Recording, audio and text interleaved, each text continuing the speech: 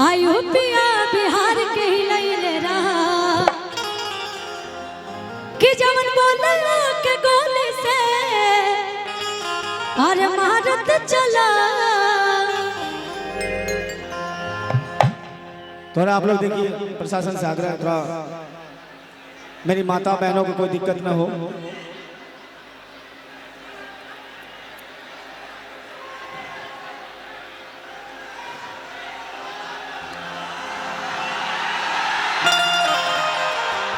ये प्यार कहीं और मिल पाएगा? मुझे कहीं नहीं मिलेगा। ये तो कि राजा रंगदार तू झारत चला, जिला में गरदा का भारत चला। राजा रंगदार तू झारत चला, जिला में गरदा का भारत चला। राजा रंगदार तू झारत चला, जिला में गरदा का भारत चला।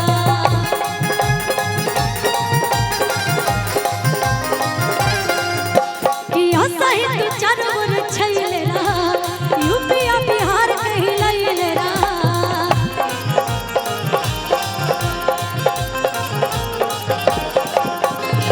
सही तू चरवर छैले रहा, यूपी बिहार के हिलैले रहा। कि जवन बोले के गोली से अमारत चला। कि राजा रंगदार तू झारत चला, जिला में गरदा का भारत चला। राजा रंगदार तू झारत चला, जिला में गरदा का भारत चला। राजा रंगदार तू झारत चला, जिला में गरदा का भारत चला।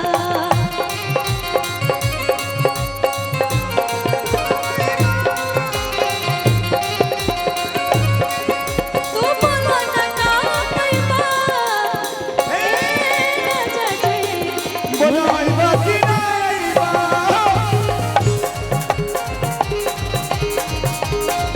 क्या बात है?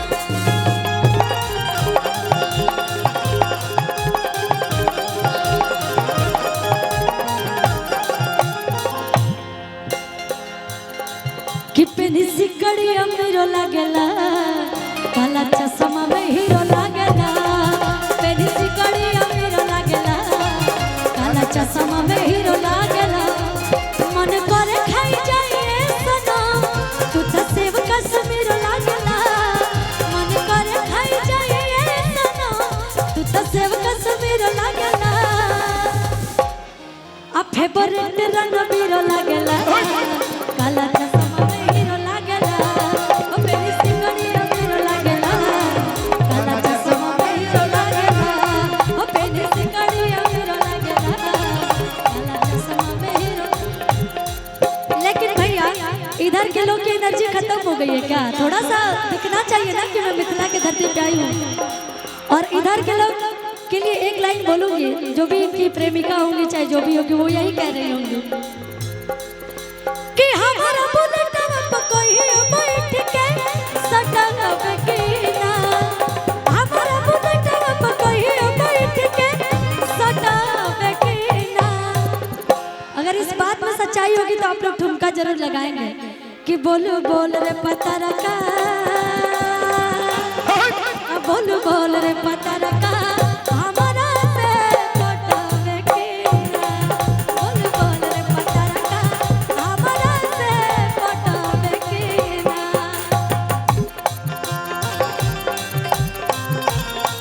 क्या बोला?